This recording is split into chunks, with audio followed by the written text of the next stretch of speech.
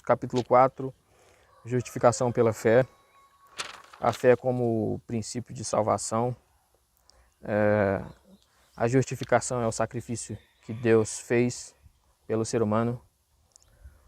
Quando Jesus Cristo derrama o seu sangue, a morte de Jesus é a morte de Deus. O sangue de Jesus Cristo é o sangue de Deus, né?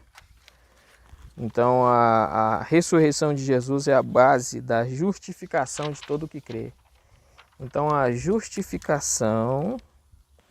ressurreição de Jesus é a base da justificação. Então, a ressurreição. A salvação ela está condicionada à fé. E a resposta disso é que Jesus Cristo ressuscitou. Então a ressurreição dele é a base da salvação. A ressurreição. Então, ou seja, Deus é o sacrifício perfeito, né? Deus, o Filho de Deus também é Deus. Se você entende acerca da divindade de Jesus Cristo e você entende que Jesus Cristo ele é a expressão exata do Pai, né? Quando os discípulos disseram para Jesus aqui, mostra-nos o Pai, e ele falou, quem me vê, vê ao Pai. Então, Jesus Cristo é o sacrifício perfeito pela humanidade. A condição de salvação é que ele ressuscitou. Qualquer pessoa que não acredita que Jesus ressuscitou, então é um grande problema. A Rudolf Bultmann fala assim, eu não estou preocupado com se Jesus Cristo realmente existiu, ou se ele morreu, ou qualquer coisa, ou ressuscitou.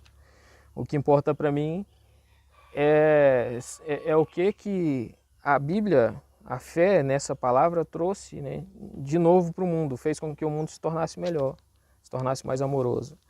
Então quer dizer, então a fé ela é a base. Se Jesus Cristo não morreu e não ressuscitou, como diz o apóstolo Paulo, é vã a vossa fé. Então a morte e ressurreição de Jesus Cristo é a base da salvação. Se a pessoa fala que ele não sabe, né, se Jesus Cristo existiu ou isso não faz sentido para ele, então ele não é cristão. Porque a base está na ressurreição, na morte e ressurreição de Cristo. Se Jesus Cristo não morreu e não ressuscitou, é vã a vossa fé. Então, está perdendo tempo no cristianismo, achando que está salvo por causa de uma história qualquer, né? Então ele pode ler Rapunzel, ou ele pode ler qualquer historinha que seja lá dos Sumérios, né?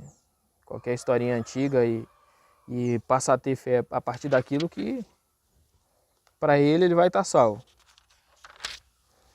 Então a condição da salvação é a fé. Os judeus trazendo a lei muito tempo, então a lei ela deixou de ser uma coisa mediante a fé em Deus e passou a ser a lei deixou de ser fé e passou a ser legalismo. O que originalmente havia sido fundamentado sobre o ato da graça de Deus, a redenção, Êxodo 22, a certa altura havia se tornado, em termos gerais, a base das reivindicações do homem diante de Deus. Então, no caso, se tornou a base das reivindicações do homem. Então, o que o apóstolo Paulo fala aqui, a salvação não é por mérito para que ninguém se glorie.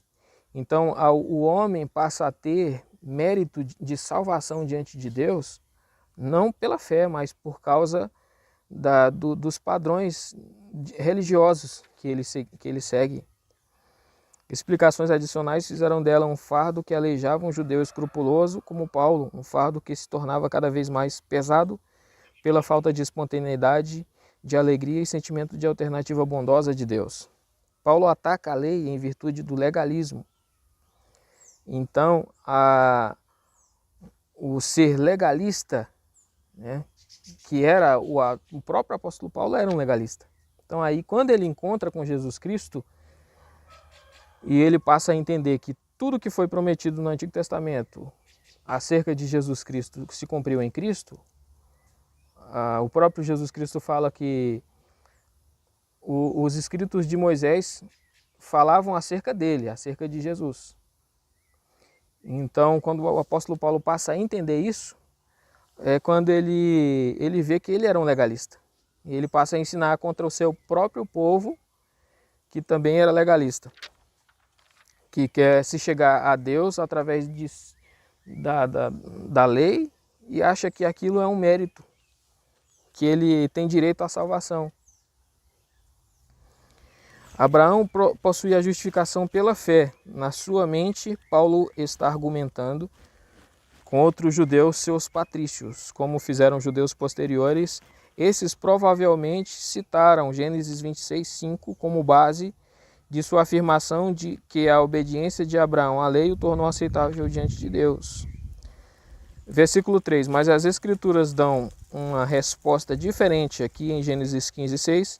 Justiça é um relacionamento correto com Deus, conferido pelo senso divino de aprovação. Então, a justiça perante Deus é um relacionamento que você tem com Deus. E aí, segundo a ótica de Deus, segundo o senso de Deus de aprovação, é que ele vai falar que você é justo ou não, segundo a vontade dele. E a forma de Deus declarar alguém justo é mediante o sacrifício de seu filho na cruz do Calvário. Essa é a única forma dele declarar que alguém é justo. Então, a salvação ela não está condicionada a obras, porque Abraão não tinha obra quando ele foi escolhido por Deus. Não está condicionada à circuncisão, porque o apóstolo Paulo também não era circuncidado quando ele foi escolhido por Deus. E também não está condicionado à lei, porque a lei veio a partir de Moisés, muito depois de Abraão. Então, se a salvação estivesse condicionada à lei, Moisés, Deus teria começado a história em Moisés e não em Abraão. A história de salvação. Deus não começou em Moisés. Deus começou em Abraão. Moisés, ele pinta todo um quadro ali quando ele faz o tabernáculo, quando ele cria todos aqueles símbolos, quando ele faz cada coisa que Deus fala aqui, essa porta vai ter tantos metros, o templo tem tantos metros, né? Quando Deus dá a base de tudo que vai ser, passo a passo, de como será o tabernáculo, ali Deus está revelando algo que ele faria no futuro, que se confirma em Jesus Cristo, e que fala lá em Hebreus que Jesus Cristo ele entrou em um tabernáculo não feito por mãos humanas. Então aí tudo aquilo que o Moisés faz se cumpre em Jesus Cristo. Agora a fé, a salvação, ela está condicionada à fé em Jesus Cristo, à fé em Deus. A mesma fé que um gentio tem hoje e que ele é salvo mediante a fé, é a fé que Abraão também teve naquela época. Que Abraão não conhecia a verdade e quando Deus chama Abraão, fala com Abraão, como o Salmo 23, o Salmo davídico fala que eu não sei se é o Salmo 23, mas é um dos salmos que fala que a ovelha, ela ouve a voz do seu pastor e ela conhece a voz do pastor. Que ela não ouve a voz de nenhum estranho, nenhum pastor estranho.